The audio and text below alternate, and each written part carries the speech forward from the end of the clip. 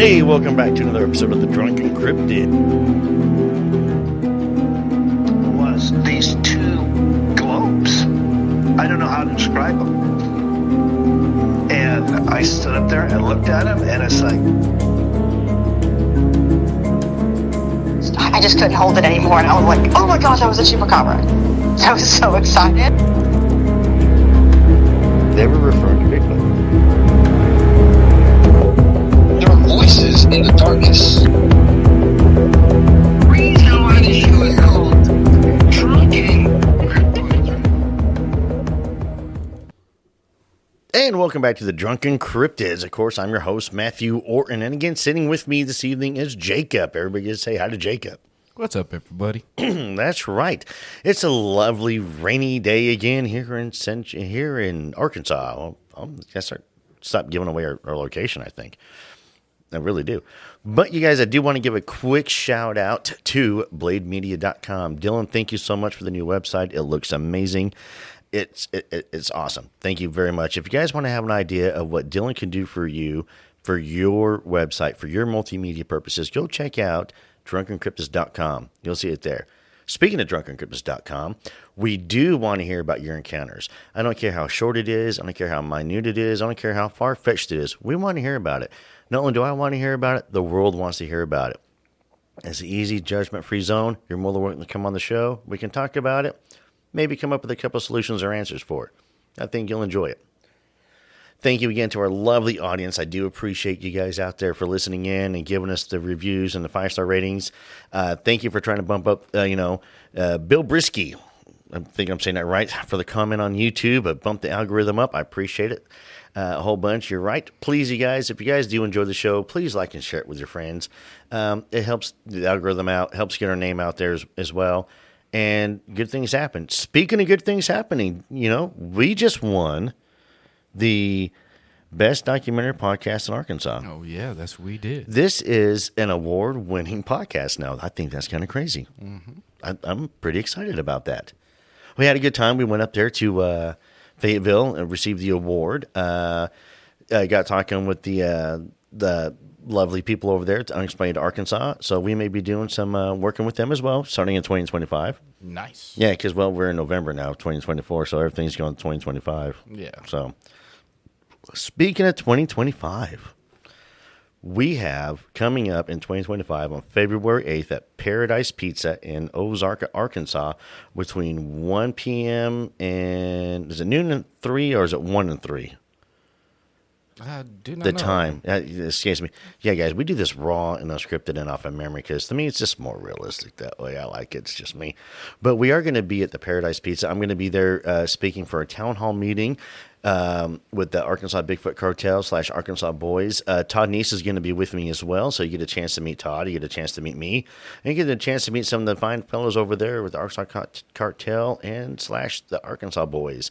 Of course, Jacob will be with me as well. So you guys get a chance to meet the Jacob behind the quiet voice behind the microphone. So we're doing that on February 8th. And again, we have our favorite, the live show with Cryptids of the Corn. We're doing April 5th. That's right. We have a live show April 5th, going to be in North Little Rock, Old Bart's, 600 North Broadway in North Little Rock. You guys, it's going to be from 5 p.m. to 9 p.m. It's a Saturday with April 5th. And it's going to be 4 hours. You guys get a chance to come down. The tickets are sale right now. And if you want a ticket, you better jump on them quick because they are selling pretty fast. I know that much. So we only have 50 tickets that we're doing.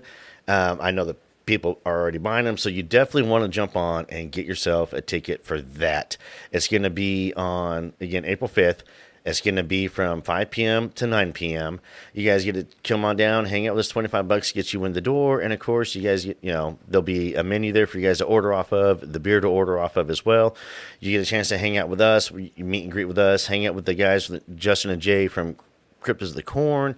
It's going to be a lot of fun evening. I already know what Justice will be talking about, and I already know what I'm going to be talking about, and I'm going to have a special guest that will be revealed later. But it is a very big person in the Bigfoot community, so you definitely want to come down because we're going to be talking a lot about our investigations, what goes on behind the scenes, and all that wonderful stuff. And, of course, we do want to thank you guys. If you are on Patreon, thank you very much. We have Patreon. The links will be in the description of the show. Just jump over there, whatever tier works for you. It does help the show out. It does help fund us.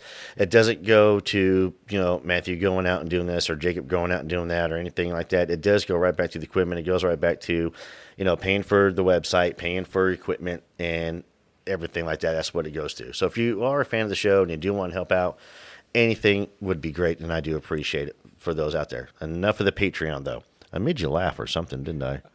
No, what we posted on the our Drunken Cryptid page of what you did. Oh, yeah, that was pretty funny. Jake Paul's next fight, Bigfoot. I want to see that one. We may talk about the Jake Paul fight for here in a second, though. But let me get some of the other events out of the way. Okay, so we got that going on in April. Also in April, I believe it's the 21st of April at the Falk Monster ceremony what I was down there. about to try to look up. So Todd Neese is going to be a guest speaker down there as well. I'll have me and the kiddos down there for that one on that Saturday. It's a Friday and Saturday deal. You guys, believe it's the 20th and 21st. If I'm looking at it right, I'm not wearing my glasses. The 25th? Oh, 25th and 26th. Six. I double check. Yeah. I think if that's a kid week for me, then I'm going to have the kiddos with me on the 26th, which is a Saturday. But Todd Neese will be there. I'll be down there as well on that Saturday, having a good time. You guys come down, check it out. If you haven't been to Falk, check it out. It's a lot of fun. You'll have a blast with it. So we have that going on in April. I'm looking to be out of town and out of pocket in July. Then in October 4th, is when we're doing the Ohio Bigfoot Jamboree 2. Yep. We're doing that one. I'm going to be up there as a guest speaker, which is going to be a lot of fun. I'm pretty excited about that. Of course, that's put on by the great guys over there, Cryptids of the Corn. Oh, gosh, there may be another show we got to go do in May. I forgot. But that one hasn't been officially announced yet, so I got to keep that under wraps. Nevermore Hollows. Where you at? But, Nevermore Hollows in May. But no, for the Bigfoot Jamboree 2, they're in Ada, Ohio, October 4th. I will be there. I'll be a guest speaker as well. So I'll be talking for about 30 minutes up there on some of the expeditions and everything that I've been on, some of the research and such that we've been doing. Essentially going to be Bigfoot, so I'll keep it solely the Bigfoot. I won't be talking about like the paranormal or anything as well. Yeah. And of course, once we get the dates for the Arkansas Paranormal Expo, we'll be at that one again next year, you guys. So keep an eye out for that one. So speaking of weird things, so let's talk about the Jake Paul fight for a minute. I want to talk about the Tyson and Paul fight. I know it has nothing to do with that Cryptids of Paranormal. Oh, yeah. But I just kind of want to bring why. So you would think that this is going to go all over the world. This fight is going to be a major fight, going to go all over the world.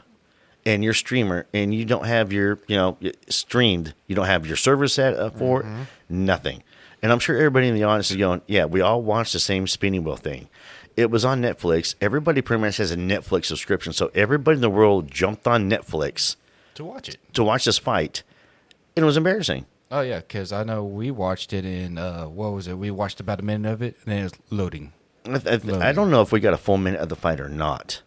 I know we watched maybe one round. No, I don't think we got a round in. I know we saw him trying to dance. Within the time that we got in, as much time we got to watch of it, it equivalent to one round, and then it paused to go to loading, backed out, skipped back in, and we're on our final match. Yeah, it was the last round. Yeah, I wasn't impressed with it. But that wasn't the only fight either. It was screwed up. So all the fights were screwed up, and there were some really good fights that night too. Though I'm going to get rid of the whole entire Tyson and Paul thing. Yeah, what was it? The Irish chick and the two females. That was a great fight. I don't want to jump on any who should have won, who would have won. None of that stuff at all. That's for the audience to decide on yourselves. I have my opinion about it after watching some of the fight and seeing what I could see of it. But also the other guys, there were really great fights the whole entire time. So I really enjoyed it. Yeah, it was nice to get a little. I don't know. It felt nice for some reason to be back into boxing again. It feels like boxing has not been. I mean, UFC's pretty much taken over that whole entire contact sport. Was it 2 fights before the game or 3? before the main event. No, there's like 4, I think. There was? Yeah. Well, I can't remember now because my memory of the whole entire fights now is a spinning wheel saying 25%. But at the same time, yeah, there were some really good fights and really good. Yeah, but you would think that Netflix would have been prepared know. for that. But you You got to think? think there's probably, 5 billion people Yeah. And going, I'm not trying to watch it. I'm not a big conspiracy guy. I'm really, really not. Sometimes.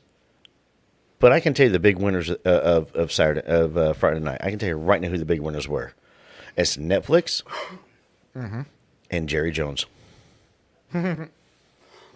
They were the big winners. Jerry Jones right now is football. Okay, I'm getting off football. I need to stop right now. Go Steelers. That's all I got to say. I love my Steelers.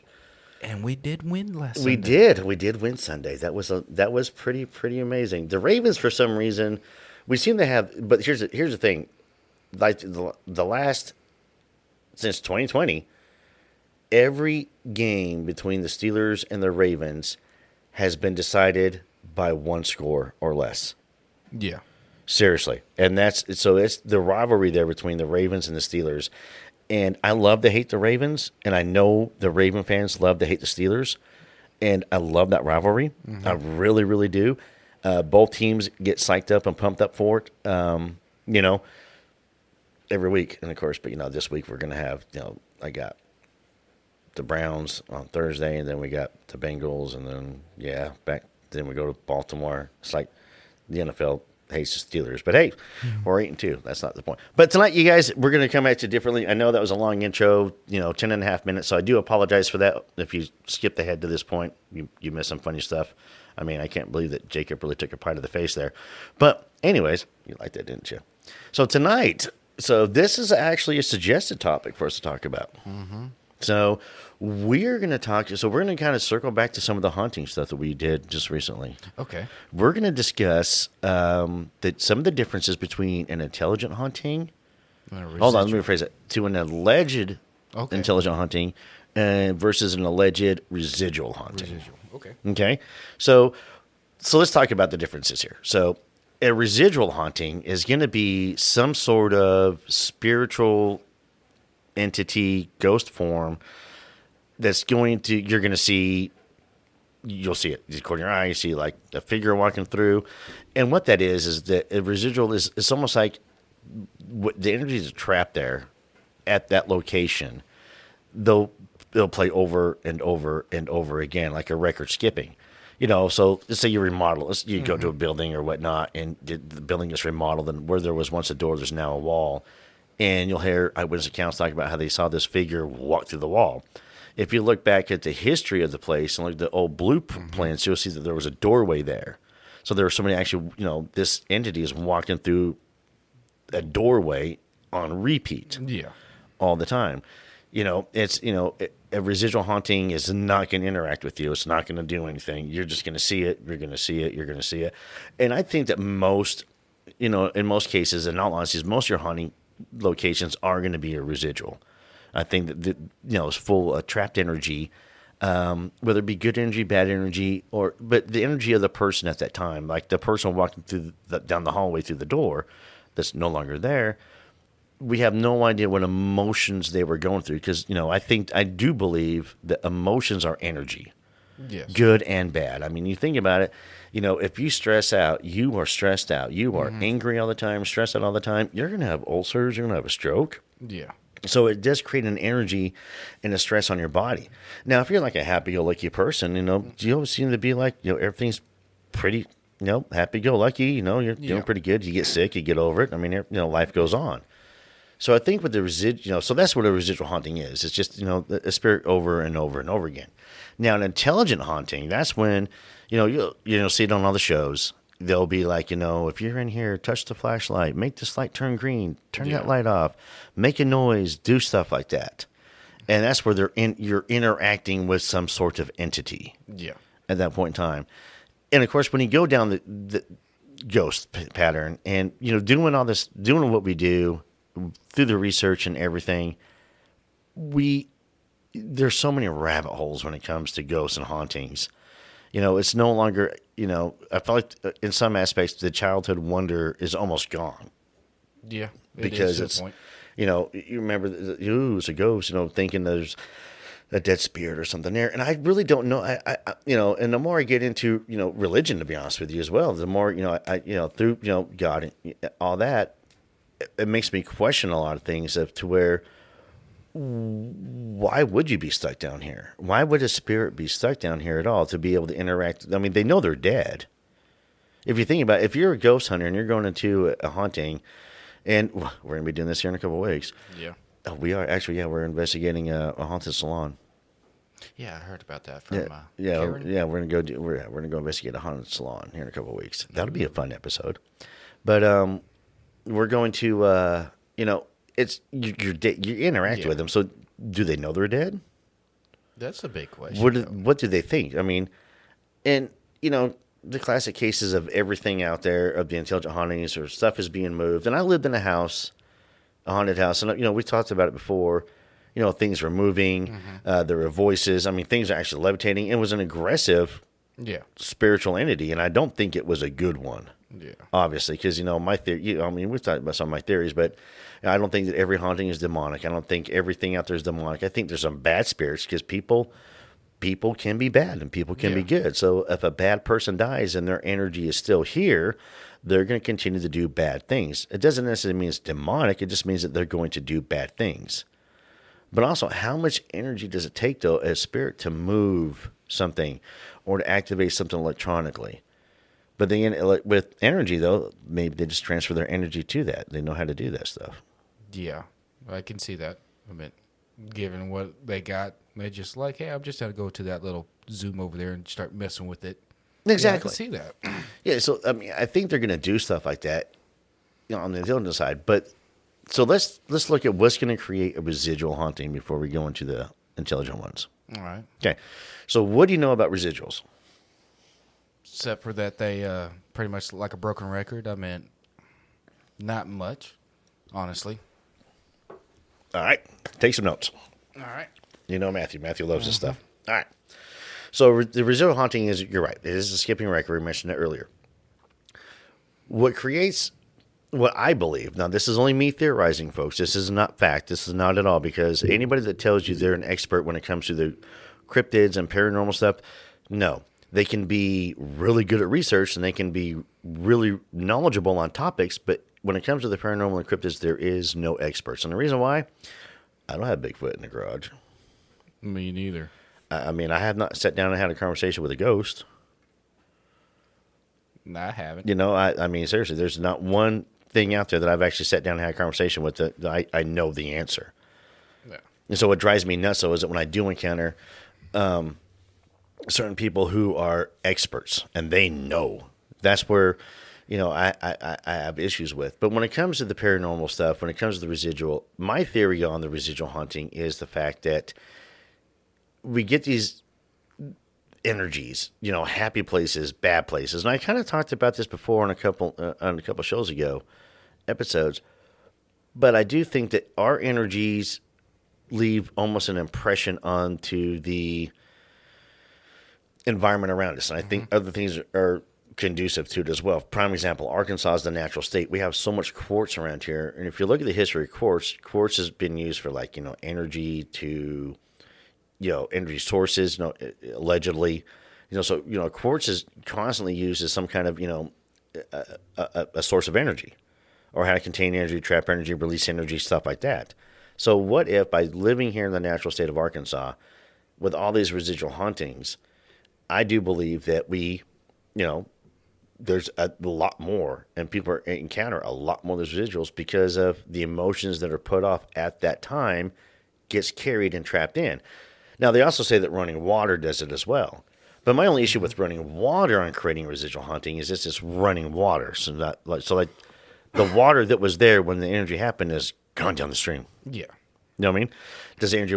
Does running water create energy? Yes, we obviously know that.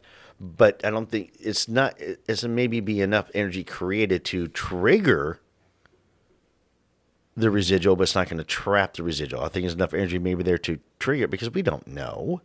Yeah. We really, really don't know. No, we don't. When it comes down to it. But it is fun to theorize. And obviously, if you guys do have a residual haunting, is generally, I mean, you'll be able to start timing it. Like every Thursday at 3:00, it comes walking through the door, or walks through the wall, or does this or does that. And I do think, honestly, most of our hauntings and most of our paranormal cases and most of our paranormal sightings are going to be a residual. Yeah, I can see that. I think the intelligent ones are going to be a smaller base. They're going to be much smaller. Prime example. Okay, so people ask us about Bigfoot, right? Yeah. How do you believe Bigfoot exists? They haven't never seen the Bigfoot in the woods. And it's kind of funny because this comes into a story that just happened this weekend. Oh yeah. Remember? Mm-hmm. So so y'all don't know, we went up to Fayetteville, got the award, then we went squatching with Todd Neese. And everybody asks me all the time, they're like, well, how do you know Bigfoot's out there? And I go, well, it's an animal population thing. So when you go to the woods, what's the first general animal you're going to see in the woods? Most likely birds and squirrels. There you go. Birds and squirrels are the first things we're going to see. And then the more, if you go out there, then you start seeing some, maybe see a deer. And that's a huge population of deer, right? Yeah. But how often do you see deer honestly in the woods when you're out in the woods hiking or anything? I mean, maybe 25 to 75% of the time. That's a big jump, 25 to 75% of the time. 75% of the time you probably won't see it. A good 25%. Yeah, exactly. So, and that's a lot of deer, and now we know there's a bear in the woods, right? Yeah. So how many times you go out in the woods to see a bear? I have not seen a bear in the woods yet. Well, how do you know there's a bear in the woods? I mean, true. See what I'm saying?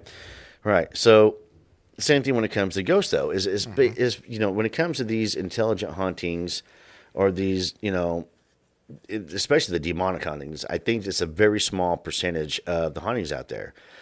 Like Bigfoot is out there, but you're not always going to see it. And speaking of which, I brought it up last week, which was funny to somebody asking about it. And I said, how many times have you seen an armadillo in the woods? And I said, well, I've never really seen an armadillo in the woods. And lo and behold, what did we see on Friday? We saw an armadillo. Saw an armadillo in the woods. And what does Jacob do? Go chase it. Chasing it. I swear I'm going to put a leash on you. I am. I'm going to get you a flea collar with a leash. Tell you that. Yes, Jacob went chasing down an armadillo in the woods. But hey, anyways, I almost had it. Almost only works with horseshoes and hand grenades. All right, so let's go back to the ghost things. All right. So that's my take on residuals. I really don't. I think it's harmless. It's a repeated pattern, and it's going to be fed off of energies that were trapped and off of somebody's emotions, their emotional energies, and what took place. I do fully believe that our emotions are a type of energy as well. Yeah. I did a TikTok kind of about that. I think I saw that. Yeah, but the 3 glasses of water? Mm-hmm. Yep, I did a TikTok about that. Very fascinating study. Very, very fascinating. I think we did talk about that too. Did we talk about that? On one of the episodes. I think we did as well, yeah. All right, so before we jump over to and start digging into the intelligent hauntings, because I do like intelligent hauntings, because intelligent hauntings can go in a lot of directions. Tell me, what are your thoughts on the residual? Go ahead. So what you were talking about, I was just looking up residual hauntings, what it is and all that. I mean, so there are certain signs of them that include smells, sounds, noise, or similar to have no explanation of where they come from. So, I mean, on a residual, I can see what you mean. It's almost like fully programmed to happen at that time of the day, at that period, constantly. And what I've looked up on it, a lot of it comes from, what is it? Tongue-tied over here. Traumatic events, where all this negative emotion just released right there from, say, what they're saying from, like, say, such as a murder, rape, and all that. I'm going to pause real quick. So everybody always goes to the negative when it comes to this stuff, and I'm going to disagree. So let's talk about we had that. We did the one episode with Travis, and to where the person had on Reddit had posted about had they heard like a bar party going on downstairs with glasses, everything. You could hear it. I think that was a positive energy. Yeah. I think the same thing to where you hear laughter. People they'll hear laughter. Yeah, because that was one of the things you would hear is like here's the sounds of parties such as music, singing, dancing, and laughing, where there is nowhere to become where there's no party there. Yeah, So it's yeah, a it residual, could a lot be of a energy. good, a lot of bad negative could happen, or there's a lot of good positive energy hit, and it's just stuck in that little time loop. Exactly. I'm racking my brain, and I cannot think of any haunting that I've been involved in that was residual. They always seem to be intelligent. I mean, I think most residual comes to like, let's say battlefields. Yeah, well, definitely. Yeah, I'm going to definitely be with you on that one. I do think a lot of battlefields are going to have a lot of residual, lot of energy released there. I think a lot of your restaurants and bars too are going to have a lot of residual. That or theaters. Theaters as well. Anything that could be Old theaters. old theaters. Well, I will tell you, I don't think a residual can touch you. Again, I got touched at the birdcage there Well, in that's Tombstone. not a residual. No, that was not a residual at all. But no, it got touched the 4-quarter. Yeah, 4-quarter bar down North Little Rock. You got touched there? I got touched there. Yeah, did I tell you that? Yeah, you did. I thought you said you No, you I- saw it through the urinal. No, yeah. So I guess I'll tell the story real quick. So, and we're working on trying to record down there at 4-quarter at 3 o'clock in the morning. Ooh, the witching hour. Dude, that'd be so awesome. We already busted that, by the way. But yeah, go back and listen. Yeah, we covered the witching hour. On, I think Bad Moon Rising or something like that episode. I can't remember off the top of my head. Yeah. But yeah, COVID had just opened up. Well, the restaurants are starting to, I mean, after lockdown happened, restaurants and everything were opening back up again. And you remember, I can't sit still. I really can't sit still. So I'm always on the go. So, and the apartments I was living at the time, great apartment complex, great apartment managers, and one of them just asked me one time, and because I went to the pool all the time, and she was like, "Oh, Matthew, how do you go out?" I was like, "I just go." And she was she's a really big introvert, and you could tell she wanted to go out. So I said, "You know what? On Tuesday, I'm gonna come by. I'm gonna pick you up, drive you down there, take you to 4-quarter, let you try some really good food. You know what I mean? Really good laid back atmosphere." And she said, "Okay." So when I took her down there, and I happened to mention that it was a haunted location. I have never had anything, of course, but there was videos on YouTube about it. On their Facebook page, there's videos of activity happening. So yeah, y'all go check that out, 4-quarter on Facebook. Yeah, look at the videos. Good shout out there. But the bartender, excuse me, she ended up, so I told the manager about it being haunted, and she was all in the ghost and everything, which is cool. So I had the bartender come up and tell her all the stories, and I went down and used the bathroom. And of course, I'm like, all right, cool. I'm standing in the bathroom doing my thing, and I swear, yeah, I mean, I was the only person in there. It's that small of a bathroom. You've been in there, Yeah. yeah. So yeah, It's only 2 stalls. yeah, you'll know somebody else is in there. Somebody walked behind me. I saw the reflection in the chrome piping of the urinal. As I turned my head, because it went from the wall where the other toilet was at, behind me like it's going to the door. So I turned my head that way over my left shoulder to look. As I did that, I felt a touch on the right side of my neck, like a finger touch, just like something just I remember that now. yeah, tapped, like they tapped me on the back of the neck. And as I whipped my head back over that way, that's when the light over the sink went out. And I went, all right, you're in here. When I finished my business and walked out. Yeah, I remember you telling me that. I just plumb forgot about touching on the neck. Yeah, it was kind of surreal. You get touched, it changes your life. It really does. Yeah. But yeah, I don't think that's a residual. I think that's actually intelligent haunting there. But there's other things like you're saying with the residual, especially with the emotions.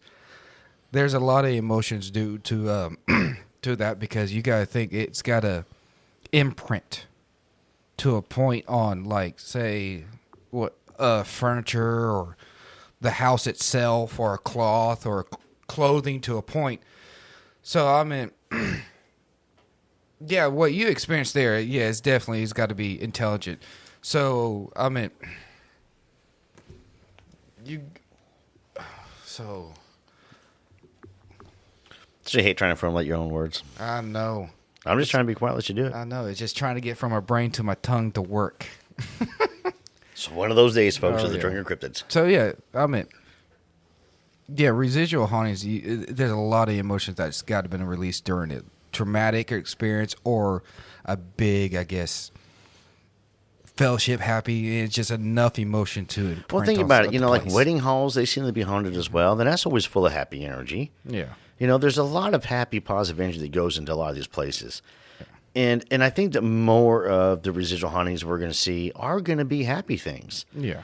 I think, honestly, at the Elks Lodge, I think that what you and me encountered was probably just residual hauntings of all the energies and everything trapped in there. And that's the voice that we caught. I mean, we were talking and asking questions. We just happened to catch an EVP. Yeah. We did. And I think barely talked over it almost. It almost did. But with me and our cop buddy and the doorknob thing, that's a little different story there. Where the doorknob, couldn't open the door. The doorknob starts jiggling, and there was nobody there. Couldn't open the door. Got the door open, and the whole bathroom was just dark. So I mean, it's but I do think that some of that, because you remember they talk about how they would see like a lady down the female's bathroom. Yeah, I think that's a lot of residual. But here's the key too, though. Here's something to think about. Okay, and I'm going to come right back to it after a quick commercial break. Jacob, I get asked a lot of times, when I get done out in the woods and we've been out squatching and looking for paranormal stuff and everything, I get asked, how do I like to relax afterward? How do you like to relax there, Matt? Well, I'll be honest with you. I like to go down to Old Bart's at Diamond Bear, North Little Rock. Oh, that is a good place to go eat. They have got some of the best barbecue you can imagine. The atmosphere is wonderful and great. Paul, the chef, does an amazing job of cooking everything. I love it. I'll go down there. I'll have a frosty one, whether it be one of the root beers or whether it be an actual beer, and I will relax. And generally, I get me that macaroni and cheese special. Have you had that? Ooh, I've had it once. Oh, it's amazing. It's amazing. And of course, Paul is great. Baker and Bart, the owners, they are great guys. And it's down there in North Little Rock, 600 North Main on Broadway in North Little Rock. If you haven't had a chance to go down there, guys, you don't know what you're missing on the barbecue side. It is amazing. Highly recommend going down there. So when you get done squatching, you want to relax, that's one of my favorite places to go to. Oh, that was pretty funny, wasn't it? Oh, yeah. I like that. That was pretty good. I'm pretty impressed with that. I'm having fun with this. You know that, right? Oh, I know. Good. I hope you all enjoyed that, too. Yeah, a little surprise for you guys there. Oh! Anyways, so let's talk about residual haunting. So what if, though, a lot of the residual hauntings, the energy trapped there can go ahead and open up for intelligence to come in? Ooh. So a haunting that has residual and intelligent hauntings in it. Prime example, the Elks Lodge. Get enough emotion to imprint it, even if it's negative enough to open a door for something to come through. Exactly. So the energy is already there for the residual. So what if it brings in an intelligent? Well, I mean, I'll just look at it this way. What if it's just enough energy to imprint it on the place to create a doorway? Okay. So let's talk about... To allow something to pass through. Okay, well, let's talk about doorways. Well, hold that thought on the doorways. But let's look at an intelligent haunting. Mm-hmm. An intelligent haunting is an intelligent entity that you can interact with. Yes. Okay. Where's that coming from? Me personally, I think it's demonic. Yeah, you think everything's demonic. You're a fan of the ghost shows, that everything they do on no, just me. I mean, I'm not making fun of you. I'm just being honest. So the audience understands that Jacob thinks everything's demonic. So not everything. Everything's demonic except for Bigfoot. Pretty much right. So, but if you think about the whole entire, so let me run with your theory of it being demonic. Let's have a good debate on this one. Yeah. So, if an intelligent haunting if every intelligent haunting is demonic, there is a lot more demons in the world than there is good, right? Yeah. That sounds horrible, doesn't it? No, it does. That's horrible. So every so I'm gonna play devil's advocate. Yeah. Every intelligent haunting that's out there is demonic. Now you just put me on the spot, but you're right. Well, and the reason why I'm doing this is because Because remember, not only are we going to talk about people's encounters here, but we're going to go down rabbit holes for you guys out there as well, and it's stuff for you guys to think about. I'm going to try to bring a different perspective in to, bring that into place of what is, an intelligent haunting. And if it's demonic, that's a lot of demons. Yeah. Well, I mean, And I don't think there's that. I really don't think. I mean, the world's a big place, and they're not all here in America. yeah, you're correct on that. So You see where I'm going with this? Yeah, I can see not all of them. Yeah, but I mean, like the other two I showed you. Yeah, I could definitely see those being demonic. I don't see a poltergeist as being demonic. I see a poltergeist as being a mischievous. I think a poltergeist haunting is something that was invited into the location. Yeah, I can see that now. Either through an Ouija board. And now, I will tell you all this. One, don't ever use a Ouija board. Please Don't do don't. it. Please Don't do it. don't. Don't do it. That's the warning right there for you. Do not use a Ouija board. Don't. I lost a friend over that. Don't use an Ouija board. Okay? Just don't do it. Just don't use an Ouija board. I personally never use an Ouija board. I have no interest in using a Ouija board. I have no plans of opening up the door because I can promise you, if you're trying to talk to your dead grandma and you're trying to find out what the fortune is, she's probably up in heaven making cookies right now. She's probably not trying to tell you where the gold is buried at, or where her spoons are at, or where her quilt is at, or to pass on a message that she still loves you. You know that your grandma still loves you. I promise. My grandma, my mom, my grandparents have passed away, and I have not tried to communicate with them to make sure that they still love me because I know they do. Mm-hmm. So, but on the intelligent side, but everything cannot be demonic. What about being good? What about just being mischievous? Intelligent haunting is obviously, is it a person though? It's some sort of intelligent entity, and where are they coming from? Is it somebody that died that doesn't want to move on? Is it somebody that... Well, I can see that then. Somebody that died doesn't want to move on. Mm-hmm. Somebody that's afraid to move on. What if it is... Or they can't cross over? Yeah, or what if it's a totally separate entity? What if ghosts are not... People. What if it's your own actual type of entity? That is a darn good question. Think about that for a minute. I mean, seriously, if you think about it, like shadow people, where are they coming from? We covered that already in the Peep and Tom episode. They're Peep and Toms. They're peeking at you. They're looking at you. They're watching. They're like little watchers. They're like, little creepy little things. But they never really go after you. Shadow people, there are encounters out there where shadow people have been aggressive, allegedly. Yeah. I know that with my shadow people encounters that I've had, it was like they would run away. You'd see them and, it's gone. It's like the little peeping Toms on you. And maybe the shadow people that, are a little bit more interactive and a little aggressive and such, maybe they're, not shadow people. Well, this whole entire, what we call a spirit world, it actually is another dimension, just like heaven's a dimension, hell's a dimension, the spirit world could be a dimension. I mean, we have plenty of dimensions out there. So what this other dimension, that's what they live, and there's certain areas they're able to come into. Yeah. Or they're invited in. I definitely can see that. Because you don't have to have a Ouija board to invite something in. No. I mean, you could have anything.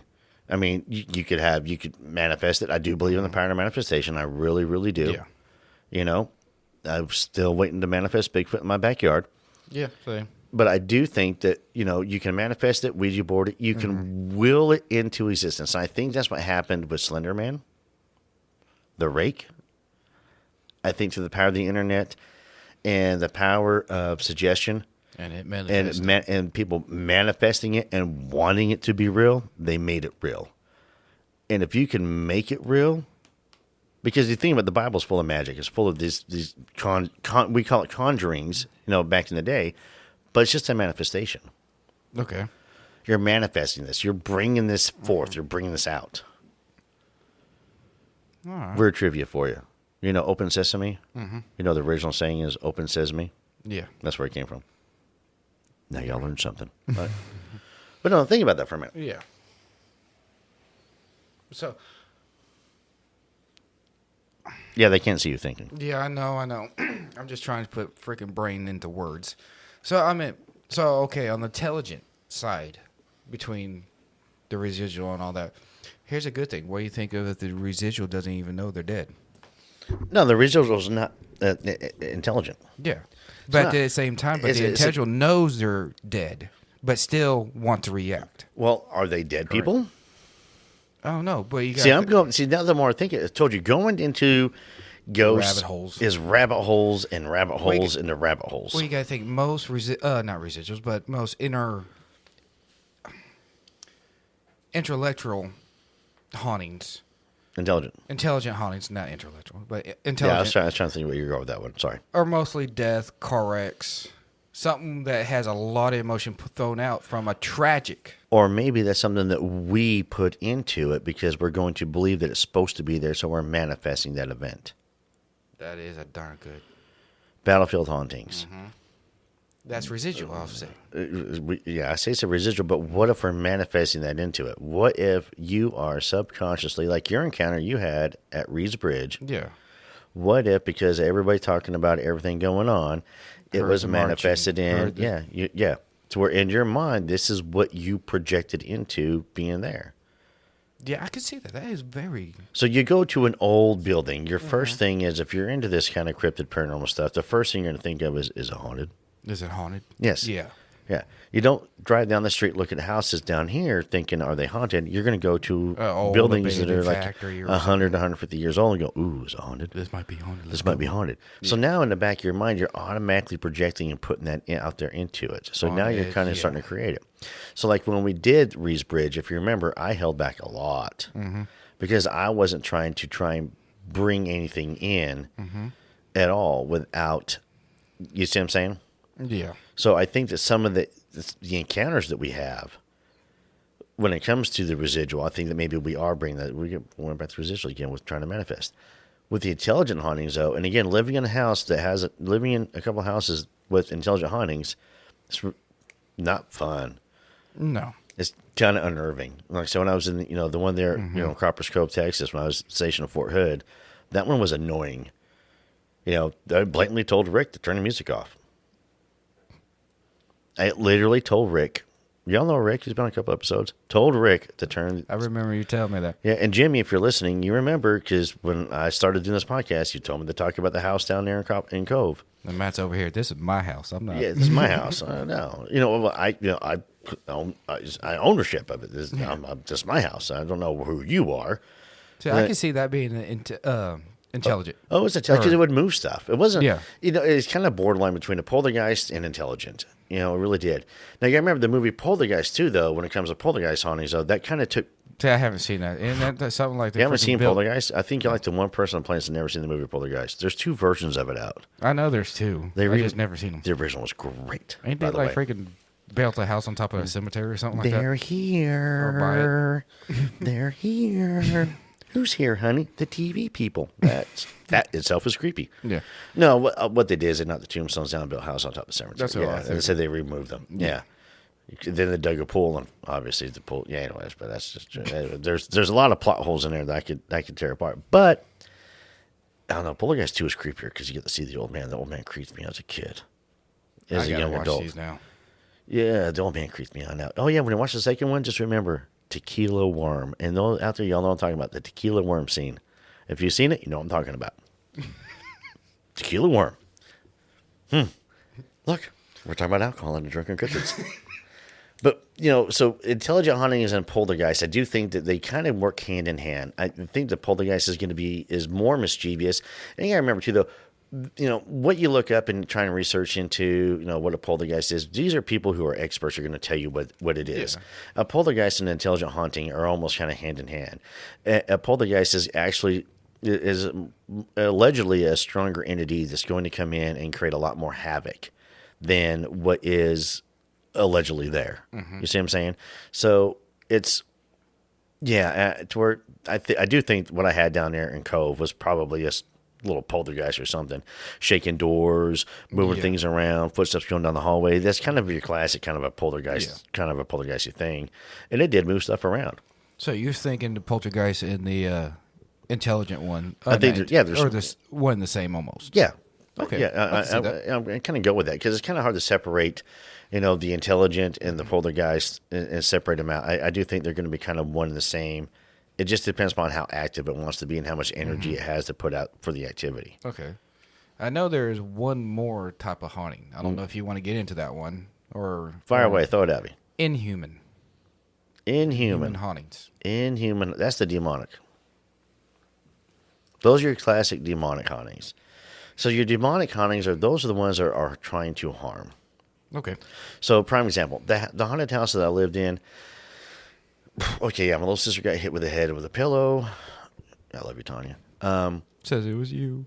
That was me. Yeah, but she was getting hit in the head with a pillow. Things were moving around. It was. I'm not going to say it was an inhuman haunting. I'm going to go with it was probably not a good. It was an intelligent haunting. It was an intelligent poltergeist, is what it was, But and it did not like us. Yeah. So, in looking back, it had been my step grandpa's mom's house or something like. She had passed away in the house, and allegedly she didn't like my mom. I don't know. I mean, my mom could go into more deep background about that one. I just know that the house was haunted, and it wasn't nice. Inhuman, I've never encountered a demonic or an angelic, because I'm going to go with both. I think that angels can haunt as well. I do think so. I've never encountered one that I know of. I've never been scratched. I've never been pushed. I've been touched. I've never been pushed. I've never had things thrown at me. I've had things move on me, but I've never had anything thrown at me that you see in a lot of these inhuman hauntings. And I think the inhuman hauntings are going to be probably the scariest ones. They're probably going to be about the 1%, if not less, of hauntings out there. I think that, again, so with the power of suggestion, power of manifestation. So with all these TV shows that are out there right now, that everybody watching, all these ghost shows and ghost hunters, and, I'm not attacking any of them at all. But, a lot of these guys, and they are, and they are produced, and they have to go in, they have to make ratings. This is their livelihood, so they have to get the ratings in. So they have to go in and make things scarier than what they are. And so if you're really into this stuff and you're paying attention, and you have a haunting, right off the bat, you're going to go with demonic. I can see that, yeah. You, for example. So, like, if we go into... That's why I'm on the fence by taking you with me on paranormal hunting. You know that, right? I really am on the fence. No, you're fine. Don't need you wandering off again, and something happens, and you go, it's a demon, and the next thing you know, you conjured a demon because you're thinking it's a demon. Does that make sense? I can see that. Yep. It's called manifestation. So when you go do your investigations, you have to go into an investigation. Then take me definitely on Bigfoot trips, because I'll try to manifest that. I try and manifest Bigfoot on that expedition. I tried to manifest him this weekend when we went. Nothing happened. But so with that, though, when you do an investigation, I can tell you how I do an investigation. And it's the best advice I can give. One, if you're going to go on an investigation, you definitely want to make sure you want to go on an investigation. Yeah. If you're going on an investigation just to get the thrill of an investigation, that's fine. But make sure you're going in with the right mindset. And the right mindset is, one, you got to be open. And, of course, and I'll be honest with you, like you've been with me, what do I do at the end of every one? Pray. Exactly. Pray. Because if there is something there, I don't want it following me home. I don't want it following you home. I don't want anybody following home. And if there is something, again, does it mean it's demonic? Yeah. Does not mean it's demonic. So, again, going back to the investigation, you go into the investigation, you got to go in open-minded. Because to be honest with you, what's funny is that you did great at the Elks Lodge. Yeah. Not one time did you mention demons at the Elks Lodge, but we get out the Reed's battlefield and you're mentioning demons and everything. I didn't mention demons on You there. talked about it off the air, Arnold. We did. We talked about it after we got done. Oh. A lot. But at the same time... We spent an hour and a half, 2 hours in the tavern talking about demons. And demons being ghosts and everything. Yeah. But at the same time, about my 2 encounters that I had early in life, I never thought they were demons. But granted, yeah, they were kind of scary at freaking 8 years old. True. Well, back to doing the investigations real quick. So you go in open-minded, but go in, knowing that you're safe. Because, again, 99.9% of every haunting you're going to encounter out there is going to be not be a inhuman haunting. Yeah. It's not going to be demonic. It's really not. I think a demonic haunting has to come through somebody who has evil intent. Not just murder, not just rage. I'm talking evil intent. Evil intent to bring forth these things into being. Yeah. Bring forth and invite these things into being is what I think where the inhuman ones come from. They're not just going to show up.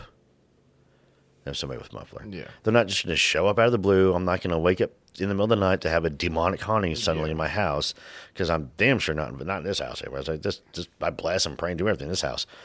But you got to remember, so you have to have. I wonder if they heard me on the microphone. That's right, y'all. Y'all get to hear the dog all the time. Mia's meowing.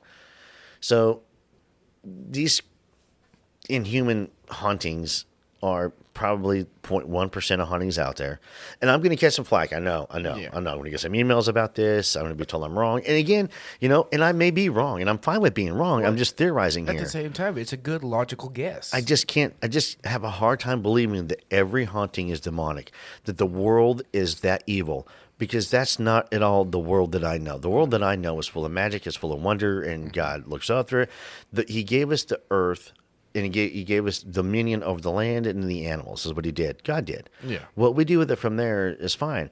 But I can tell you right now, in all my worldly travels, going all over the world and meeting so many people that I have in my almost 50 years on this planet, I have probably met more. I know I've met more good people than I have bad.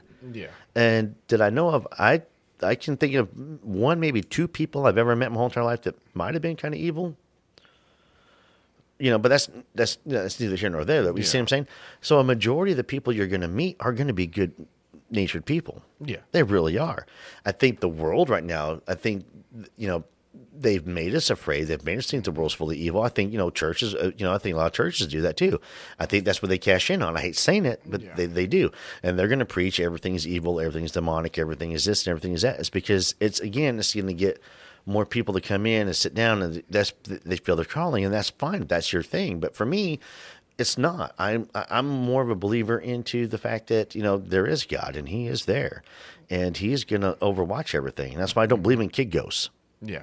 And I have a hard time with kid ghosts. I can't see that. I don't believe in little kid ghosts at all, See, whatsoever. That's when yeah, you see a kid ghost, it's like, that's taking a form of something trying to track you in. Right. So there's no kid. Yeah, exactly. But even then, that's not demonic. Okay. It can be evil. You got to remember, there's a difference between demonic and evil. Yeah.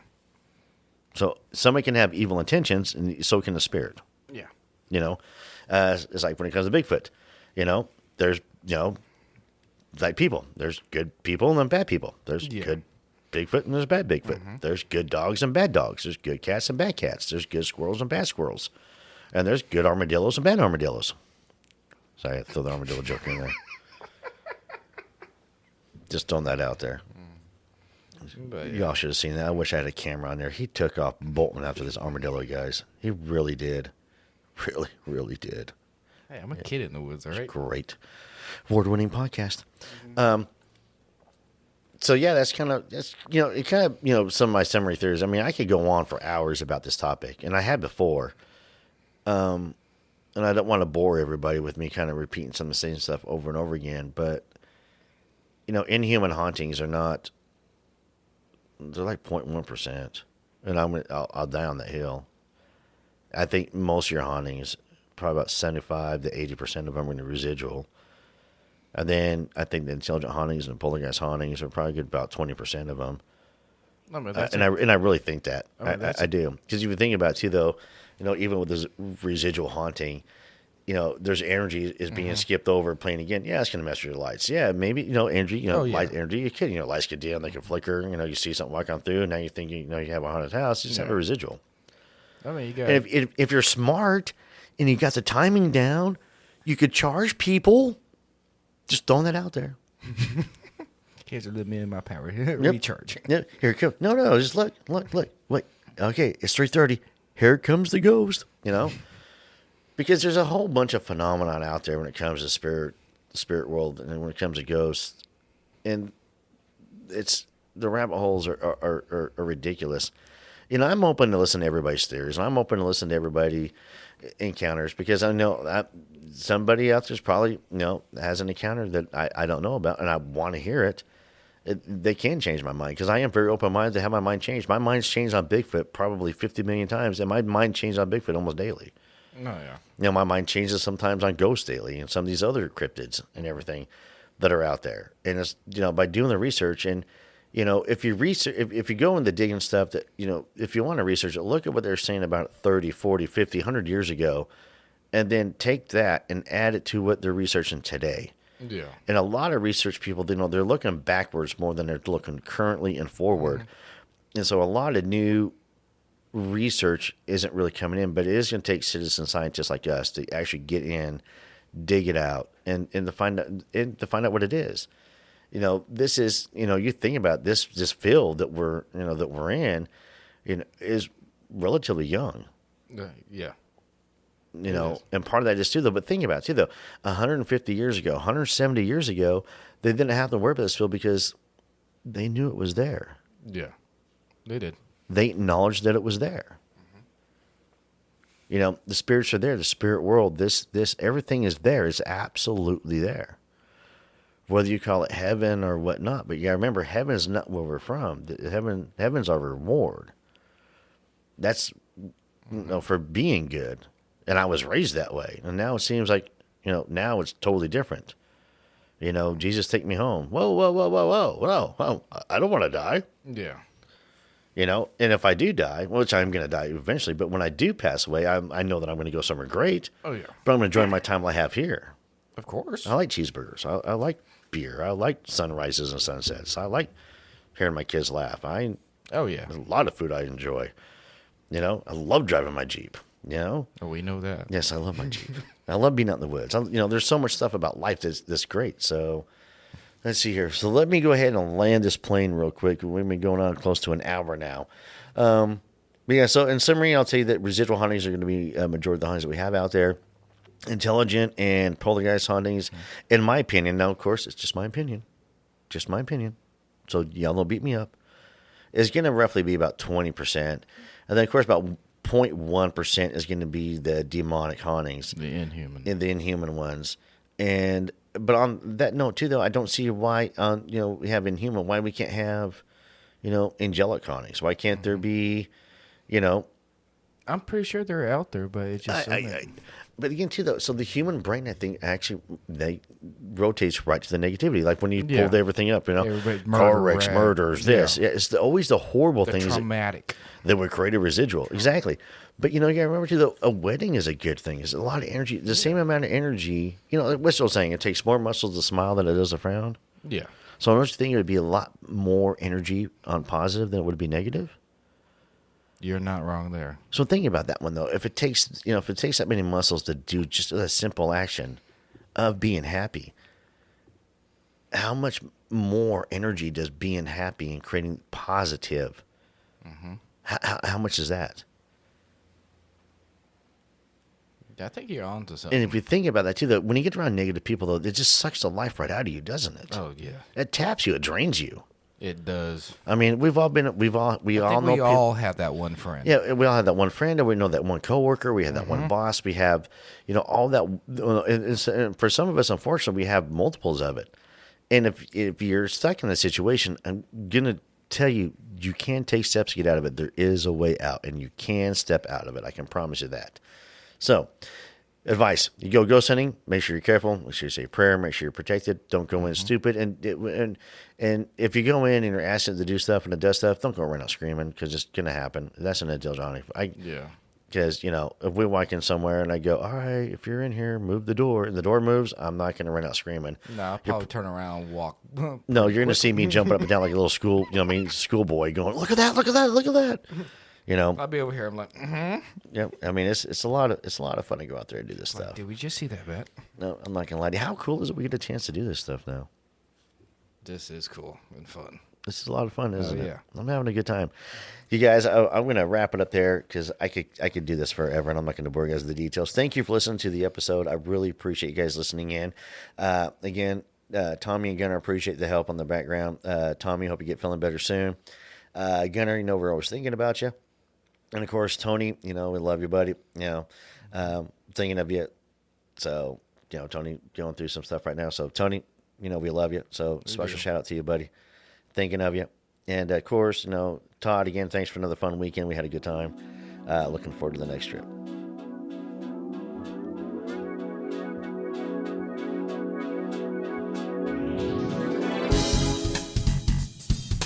They just said.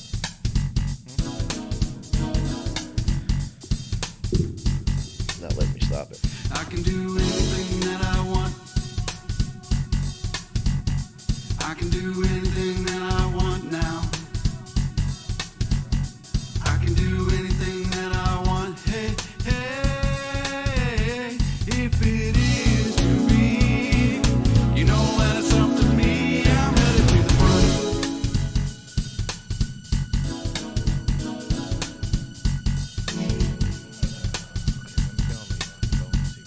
can be